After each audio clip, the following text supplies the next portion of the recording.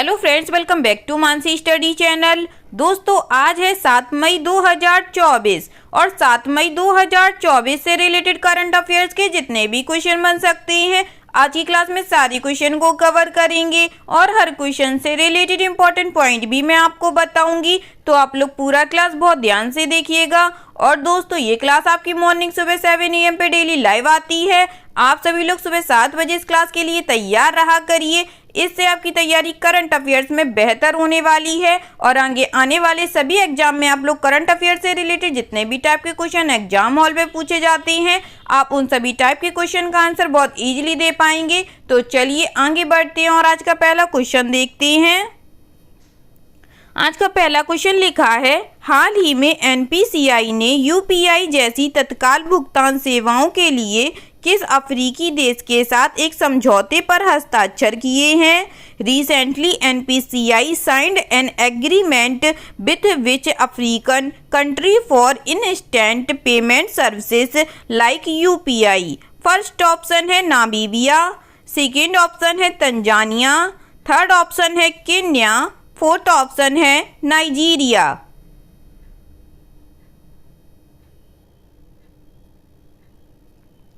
जल्दी से बताइएगा दोस्तों, हाल ही में एनपीसीआई ने यूपीआई जैसी तत्काल भुगतान सेवाओं के लिए किस अफ्रीकी देश के साथ एक समझौते पर हस्ताक्षर किए हैं?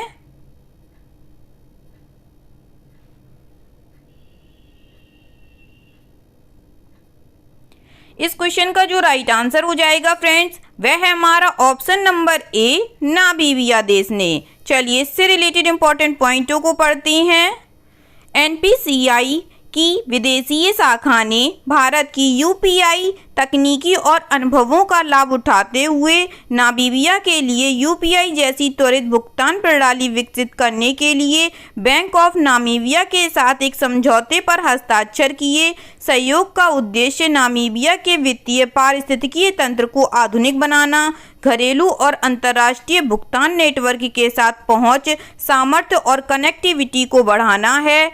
यह नामीबिया में वित्तीय समावेशन और डिजिटल लेन देन में सुधार की दिशा में एक महत्वपूर्ण कदम का संकेत देते हुए अंतर संचालियता पर भी जोर देता है। ठीक है दोस्तों, चलिए आगे बढ़ते हैं और नेक्स्ट क्वेश्चन देखते हैं। नेक्स्ट क्वेश्चन लिखा है फ्रेंड्स, पेंशन विभाग ने हाल ही में सरकारी सेवानिवृत्ति लोगों के लिए एक ऑनलाइन पोर्टल लॉन्च किया है।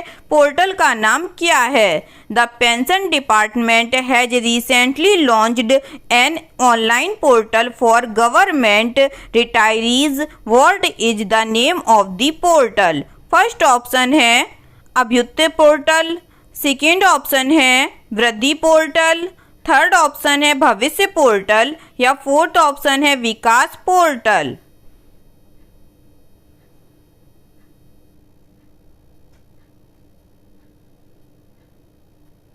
जल्दी से बताइएगा दोस्तों, इस क्वेश्चन का राइट आंसर क्या हो जाएगा? इस क्वेश्चन का जो राइट आंसर हो जाएगा फ्रेंड्स, वह है हमारा ऑप्शन नंबर सी, भविष्य पोर्टल। चलिए इस क्वेश्चन से रिलेटेड इंपॉर्टेंट पॉइंटों को पढ़ते हैं। पेंशन विभाग ने सरकारी सेवानिवृत्ति लोगों के लिए पेंशन भुगतान और स्वीकृतियों पर नजर रखने के लिए भविष्य नामक एक ऑनलाइन पोर्टल लॉन्च किया है। यह पोर्टल भारतीय state bank, bank of Baroda, Punjab national bank और केनरा बैंक सहित 5 बैंकों की पेंशन प्रसंस्करण और भुगतान सेवाओं के साथ एकीकृत है। ठीक है दोस्तों, चलिए आगे बढ़ते हैं और नेक्स्ट क्वेश्चन देखते हैं। नेक्स्ट क्वेश्चन लिखा है फ्रेंड्स, हाल ही में एसडीजी का स्थानीयकरण भारत में स्थानीय प्रशासन में महिलाएं नेतृत्व करें शीर्षक कार्यक्रम कहां आयोजित किया गया था? Recently where was the event titled localizing the SDG women leading in local governance in India held? First option है लंदन, सेकेंड ऑप्शन है पेरिस, थर्ड ऑप्शन है न्यूयॉर्क, फोर्थ ऑप्शन है न्यू दिल्ली।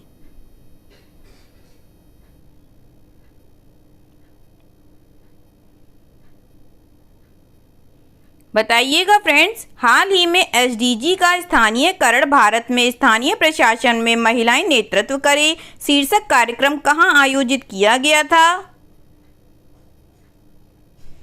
इस क्वेश्चन का जो राइट आंसर हो जाएगा friends, वह है हमारा ऑप्शन नंबर सी, न्यूयॉर्क देश में। चलिए इससे रिलेटेड इंपॉर्टेंट पॉइंटों को पढ़ते हैं।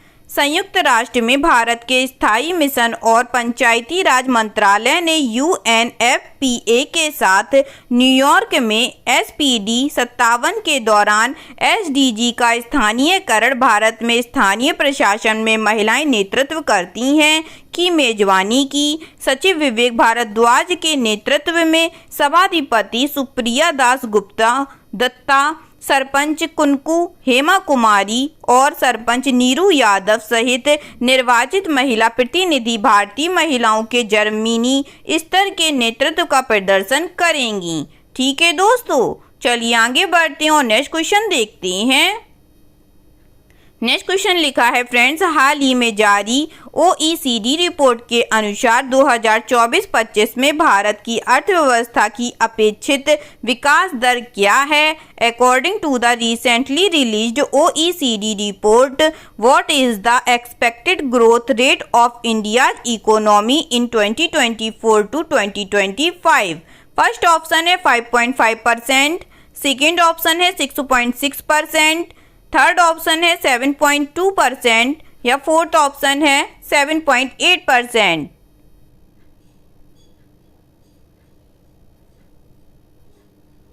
बताइएगा फ्रेंड्स, हाल ही में जारी ओईसीडी रिपोर्ट के अनुसार 2024-25 में भारत की अर्थव्यवस्था की अपेक्षित विकास दर क्या है। इस क्वेश्चन का जो राइट आंसर हो जाएगा दोस्तों, वह है हमारा ऑप्शन नंबर बी, 6.6%। चलिए इस क्वेश्चन से रिलेटेड इंपॉर्टेंट पॉइंटों को पढ़ते हैं। 2 मई 2024 को जारी ओईसीडी की इकोनॉमिक आउटलुक रिपोर्ट में 2024-25 के लिए भारत की आर्थिक वृद्धि का अनुमान 6.2% से बढ़ाकर 6.6% कर दिया गया। इसमें 2025-26 के लिए 6.6% विकास दर का भी अनुमान लगाया गया है। ओईसीडी भारत की विकास संभावनाओं को संशोधित करने में अन्य संस्थानों के साथ शामिल हो गया है। रिपोर्ट में भारत की त्वरित वृद्धि का श्रेय सार्वजनिक निवेश और व्यावसायिक विकास में विश्वास में वृद्धि को दिया गया है। यह सरकार को राजस्व वृद्धि, व्यय दक्षता और राजकोषीय नियमों के माध्यम से ऋणग्रस्तता को संबोधित करने की आवश्यकता पर जोर देता है। ठीक है दोस्तों, चलिए आगे बढ़ते हैं और नेक्स्ट क्वेश्चन देखते हैं। नेक्स्ट क्वेश्चन लिखा है फ्रेंड्स, हाल ही में खबरों में दिखे राजा रवि वर्मा किस क्षेत्र से जुड़े थे। Raja Ravi Varma who was seen in the news recently was associated with which field. First option है खेल से, सेकेंड ऑप्शन है चिकित्सा से, थर्ड ऑप्शन है संगीत से या फोर्थ ऑप्शन है पेंटिंग और कला से।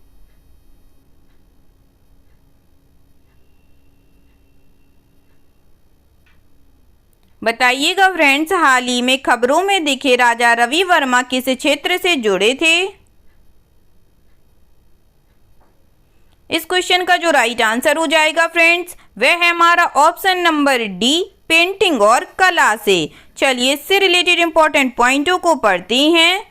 राजा रवि वर्मा की पेंटिंग इंदुलेखा की पहली सच्ची प्रति उनकी 176वीं जयंती पर केरल के किलिमनूर पैलेस में प्रदर्शित की जाएगी। 1848 में जन्मे वर्मा एक प्रसिद्ध भारतीय चित्रकार थे जो यूरोपीय तकनीकों को भारतीय विषयों के साथ मिलाने के लिए प्रसिद्ध थे। उन्होंने हिंदू पौराणिक कथाओं को पश्चिमी रचना के साथ मिलाकर लगभग 7000 पेंटिंग बनाई। वर्मा की उल्लेखनीय कृतियों में दमयंती टॉकिंग टू ए स्वान और शकुंतला लुकिंग फॉर दुष्यंत शामिल है। वह भारतीय कला में तेल पेंट और लिथोग्राफिक पुनरुत्पादन शुरू करने में महत्वपूर्ण भूमिका निभाते थे।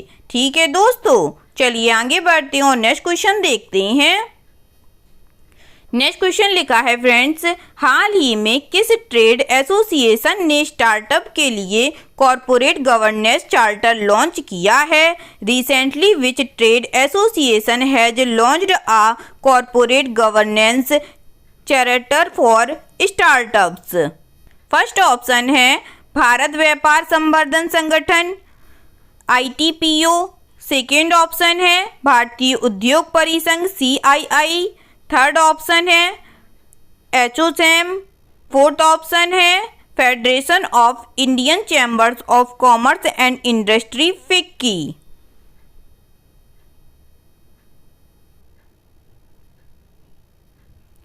जल्दी से बताइएगा फ्रेंड्स, इस क्वेश्चन का राइट आंसर क्या हो जाएगा? इस क्वेश्चन का जो राइट आंसर हो जाएगा फ्रेंड्स, वह है हमारा ऑप्शन नंबर बी, भारतीय उद्योग परिसंघ CII। चलिए इससे रिलेटेड इंपॉर्टेंट पॉइंटों को पढ़ते हैं। भारतीय उद्योग परिसंघ CII ने स्टार्टअप के लिए कॉर्पोरेट गवर्नेंस चार्टर जारी किया है, जिसमें पारदर्शिता और निष्पक्षता जैसे सिद्धांतों पर जोर दिया गया है।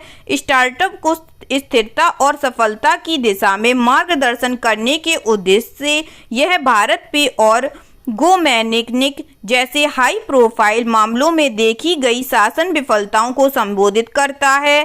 कंपनी अधिनियम 2013 के तहत स्टार्टअप पर लागू चार्टर विभिन्न चरणों के लिए दिशा निर्देशों की रूपरेखा तैयार करता है, भूमिकाओं और जिम्मेदारियों को परिभाषित करता है, विकास, लचीलापन और प्रतिस्पर्धात्मकता सुनिश्चित करता है। ठीक है दोस्तों, चलिए आगे बढ़ते हैं और नेक्स्ट क्वेश्चन देखते हैं। नेक्स्ट क्वेश्चन लिखा है फ्रेंड्स, हाल ही में किस भारतीय को गोल्डमैन पर्यावरण पुरस्कार 2024 के लिए चुना गया है?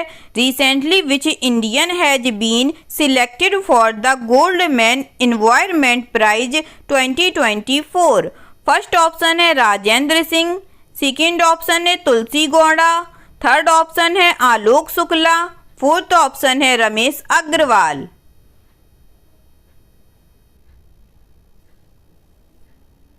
बताइएगा दोस्तों, हाल ही में किस भारतीय को गोल्डमैन पर्यावरण पुरस्कार 2024 के लिए चुना गया है?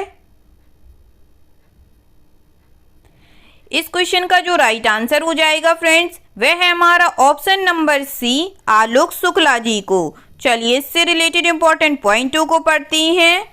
छत्तीसगढ़ के पर्यावरण कार्यकर्ता आलोक शुक्ला ने जमीनी स्तर के प्रयासों के लिए 2024 गोल्डमैन पर्यावरण पुरस्कार जीता।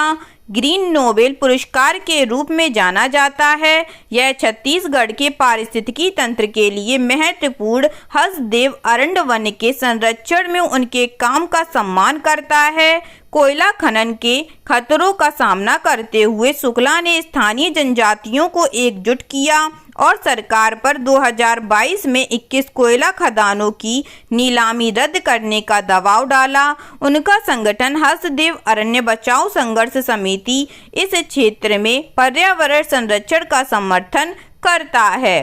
ठीक है दोस्तों, चलिए आगे बढ़ते हैं और नेक्स्ट क्वेश्चन देखते हैं। नेक्स्ट क्वेश्चन लिखा है फ्रेंड्स, हाल ही में कौन से दो देश भारतीय युद्धपोतों के लिए विद्युत प्रणोदन प्रणाली विकसित करने के समझौते पर चर्चा कर रहे हैं?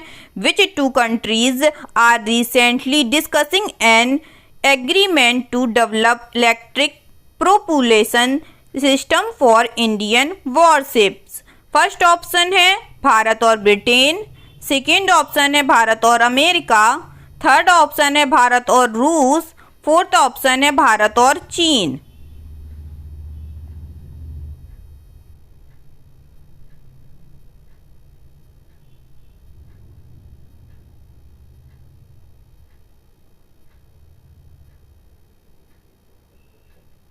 बताइएगा फ्रेंड्स इस क्वेश्चन का राइट आंसर। इस क्वेश्चन का जो राइट आंसर हो जाएगा दोस्तों, वह है हमारा ऑप्शन नंबर ए, भारत और ब्रिटेन। चलिए इस क्वेश्चन से रिलेटेड इंपॉर्टेंट पॉइंटों को पढ़ते हैं। भारत और यूके विद्युत प्रणोदन प्रणाली के लिए एक समझौते पर चर्चा कर रहे हैं। भारतीय युद्धपोत वर्तमान में डीजल गैस या भाप टरबाइन का उपयोग करती हैं। विद्युत प्रणाली 6000 टन से अधिक बड़े युद्धपोतों को लक्षित करती है। यह एक सरकार से सरकारी सौदा है जिसमें जीई पावर कन्वर्जन और BHEL शामिल है। वे एकीकृत पूर्ण विद्युत प्रणोदन प्रणाली विकसित करेंगे। यूके की क्वीन एलिजाबेथ क्लास वाहक पहले से ही इसका उपयोग करती हैं। इंटीग्रेटेड इलेक्ट्रिक पॉपुलेशंस पूर्ण विद्युतीकरण की ओर बढ़ते हुए शोर और उत्सर्जन को कम करता है। ठीक है दोस्तों, चलिए आगे बढ़ते हैं और नेक्स्ट क्वेश्चन देखते हैं। नेक्स्ट क्वेश्चन लिखा है फ्रेंड्स, हाल ही में किस संगठन ने भारतीय हिमालयी नदी घाटियों के जलग्रहण क्षेत्रों में हिम नदी झीलों के विस्तार पर उपग्रह डेटा आधारित विश्लेषण जारी किया है? Which organization recently released a satellite data based analysis on the expansion of glacial lake in the catchments of Indian Himalayan river basins? First option है इसरो, सेकेंड ऑप्शन है DRDO, थर्ड ऑप्शन है CSIR या fourth option है NDMA।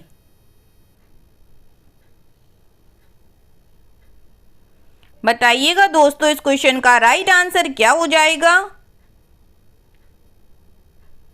इस question का जो right answer हो जाएगा फ्रेंड्स वह है हमारा ऑप्शन नंबर A, इसरो ने। चलिए इससे रिलेटेड इंपॉर्टेंट पॉइंटों को पढ़ते हैं।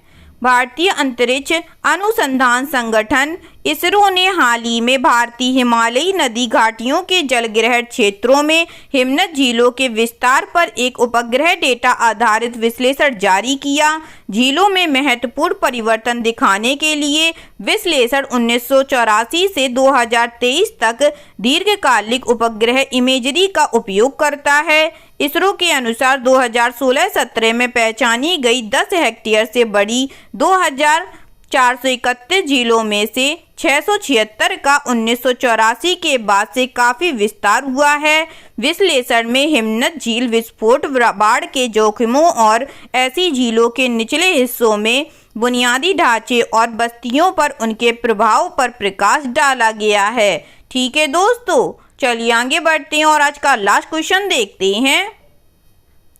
आज का लास्ट क्वेश्चन लिखा है फ्रेंड्स, हाल ही में कौन सा देश आर्थिक विकास को प्रोत्साहित करने के लिए वाहन आयात प्रतिबंध हटाने पर विचार कर रहा है? Recently which country is considering removing vehicle import restrictions to encourage economic growth? First option है बांग्लादेश, सेकेंड ऑप्शन है श्रीलंका, थर्ड ऑप्शन है नेपाल, फोर्थ ऑप्शन है म्यांमार।